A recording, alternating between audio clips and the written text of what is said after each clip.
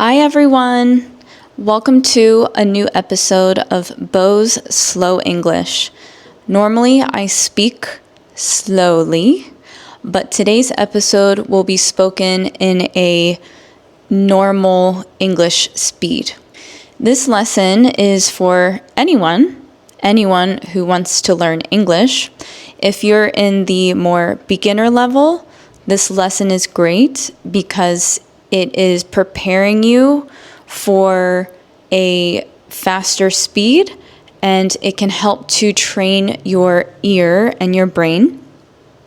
And for my intermediate learners, this is helpful because you're starting to understand the tone and get familiarized with when my words connect. And for my advanced learners, hopefully you can learn something in this video today. I'll probably have some phrasal verbs and idioms which you may not think to use when you're speaking English unless you are speaking to a native English speaker. I'd like to introduce myself. My name is Bo. Hello. Welcome to my channel. My goal is to help you to feel confident when you're listening, speaking, writing, reading, I almost forgot, English, and we can get there together. Please click the like button to show your support, and your likes keep me motivated to post very regularly. And also, please subscribe to my channel if we are not friends yet. I would love to know where you're from, so let me know in the comments. In addition, I am in the process of creating an ebook. I started several days ago. I'm almost finished, but every time I think I'm finished, there's more that I want to add. So I think within a few days, I will be finalized, or the book will be finalized, and I will feel comfortable to publish it.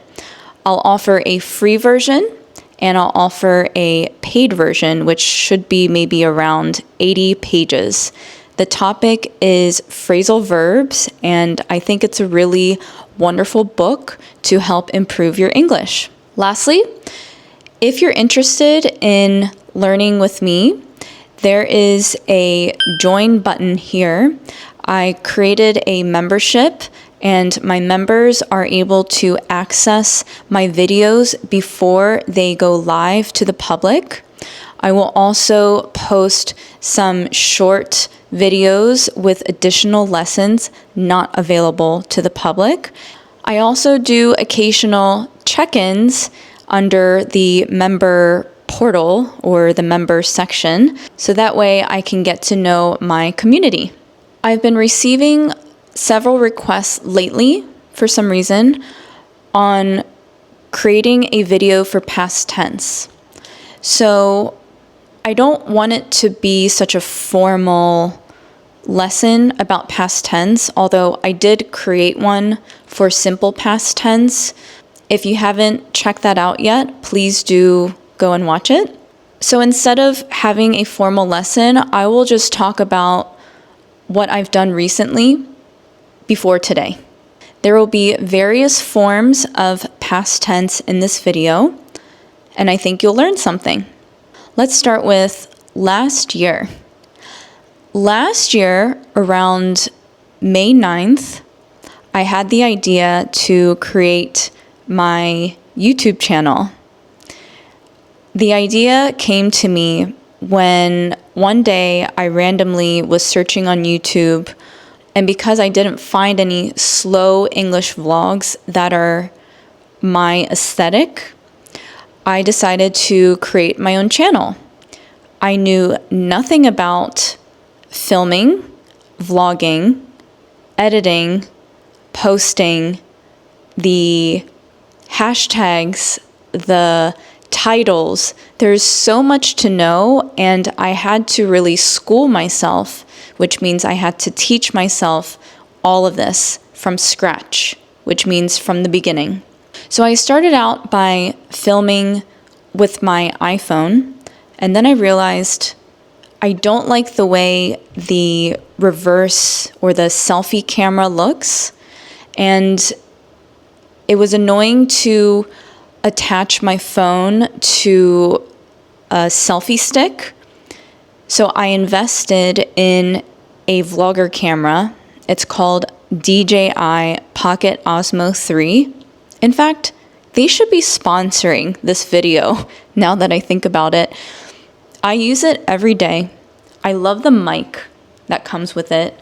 I love the portability of the camera, which means that I'm able to carry it easily. I love the different attachments that come with the camera, and all of these positive factors have encouraged me to post videos almost daily.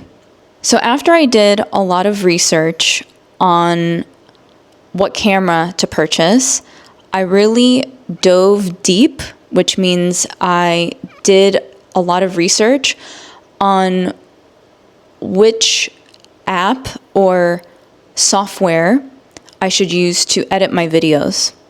There's many different softwares available. I researched through YouTube, and the one that I am currently using is called CapCut. I mostly love it, about 98%. Sometimes it has glitches, which means something gets messed up in the software, but I'm able to work around it. It used to take me 4 hours to edit my videos that were about 15-minute length.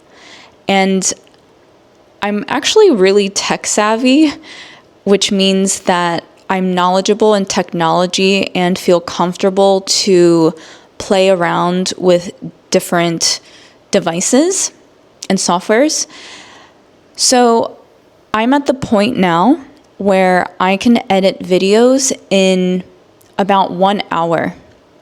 So after I got used to all the features of CapCut, I worked really quickly and efficiently. So that's why I'm able to deliver these videos pretty quickly, rapidly, in about 1 hour. And then I learned more about the English student community on YouTube. I started to research other YouTube channels with English teachers that had a lot of subscribers, and I was reading the comments and trying to take note on what the subscribers are wanting. Because when I first started out with my channel, I thought what was cool was vlogging, like a day in the life. I go outside with my camera, and I think a lot of people, a lot of you, do like those type of videos. However, I needed to find a balance between a lifestyle type of video and a more educational teacher style of video. So I slowly but surely started to understand where my strengths were and what made me unique within this YouTube English teacher community.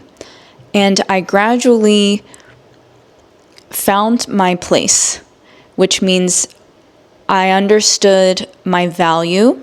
And actually, it wasn't until recently, about 2 or 2.5 months ago, where I wanted to quit YouTube because I'm trying to open up a shop on Etsy, and I wanted to dedicate my time towards Etsy. And right as I told my husband that I'm going to quit Etsy because I can't juggle, this is juggling, both YouTube and Etsy, I snapped out of it, which means I shook my head and I said, what am I thinking? Why would I quit YouTube when I hadn't even given it a year? My subscriber count was below 1,000, maybe 500. my watch hours, I was getting maybe, if I was lucky, 1 hour per day. And now I get like 1,000 subscribers a day, or about 10,000 subscribers a week. With that said, I'm only at about, 25,000 subscribers. But if I hit 30,000 this Saturday, which is several days from now, that means that my goal has been met.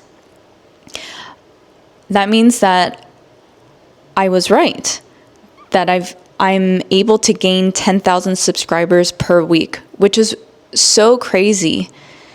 And I have a psychic. My psychic told me it's because I'm putting an energy out that puts less pressure on myself to be successful, that I'm now manifesting or getting the energy that I can make this successful. This sounds a little bit crazy, I know, what my psychic told me. But basically he's saying I wasn't stressing out about this, and I was starting to do the YouTube for fun. And that's when all of my subscribers and my watch hours were starting to increase. So that was about two and a half months ago when I said I was going to quit. And then that night I didn't quit, and I just kept pushing forward. And I'm finally monetized now. I haven't received a check yet, but I'm really, really grateful, because if I didn't believe in myself, and if I didn't remind myself that I'm doing this for the long run, like I'm running a marathon and not a race, and the end result will be accomplished much further down the road, I'm now getting everything that I want. And I'm really, really grateful for you for watching my videos and believing in me and allowing me to be your teacher. And I started to reflect last week on my journey with languages in general. And it's like I forgot about all the dreams that I had when I was really, really young. When I was really young, I remember saying that when I grow up, I want to be a translator. I didn't want to be a doctor. I didn't want to be a scientist. My first professional job was being a hairstylist. I worked in a salon, but I knew that my true passion will always be languages. I did not know I was going to get into English. I thought it would be a foreign language, but that's just how the cards played out, which means that's what happened. So here I am. I'm thinking about and reflecting on the past. So I wanted to be a translator growing up. And when I was in, I think, middle school, I had a best friend who coincidentally also had a strong interest in language. And the first language that I tried to learn, besides Korean, because Korean, I spoke that in my household, the first language I tried to learn was Morse code. Can you believe that? Morse code is like beep, beep, beep, beep, beep. It's the signals that military use to communicate with each other. And that was my first introduction to learning a new language. So weird. And I also remember when I was really young and my family first subscribed or bought the internet, I, for fun, learned how to create websites. I was such a nerd. So I guess I was always really into technology. I've always had an interest in trying to be tech savvy. And I remember being in the basement of my parents' house on the computer until late at night, which is basically what I'm doing now. And I would create these websites on Angel Fire. Most of you probably don't know what that website is. It allows you to customize your own website. I don't remember what the website was about, but I understood the logic and the structure with creating websites. So I think that was one of my first introductions to technology. And now fast forward to the past 10 years of my life, I've been working in medical aesthetics, which is like Botox fillers and lasers. And I had the responsibility of onboarding, which means basically having the company start with a software, a electronic medical records system.